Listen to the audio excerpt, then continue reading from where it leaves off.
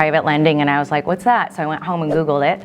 We started with our own capital and 2 of his investors that he met on the golf course and at the school, waiting for a bus pickup. And I mean, we're much more relationship based in our approach to business. We're very simple people. So we went after high net worth individuals, just kind of like everyday upper middle class families like us that wanted a way to passively invest. And the way for us, the path of least resistance was to offer these whole notes instances, because if I can put your name on that debt instrument, if I can put you on the prom note, if I can record your name or your entity as the lender, the creditor with the county, there's no way I can Bernie Madoff the crap out of that, right? Like, so it was a very simple sell for us. And since we're not super finance related people, ironically, that was just something that was very easy for us to sell, because we weren't really in the business of like going out. We weren't capital raisers, right? Like, I came from a tech background, telecom, and Matt had been in conventional mortgage. That just really wasn't a realm that we could dive into. So we maxed out our whole notes to the best of our ability. I will say though, that because we did not have the financial acumen to really understand the complexities of a debt fund, because there is a lot. If you need to have a third-party fund administrator, it's not cheap. It is rather expensive annually to bring on a fund administrator. A really good one can be anywhere from 50 on the low end to 100 a year. So when I had one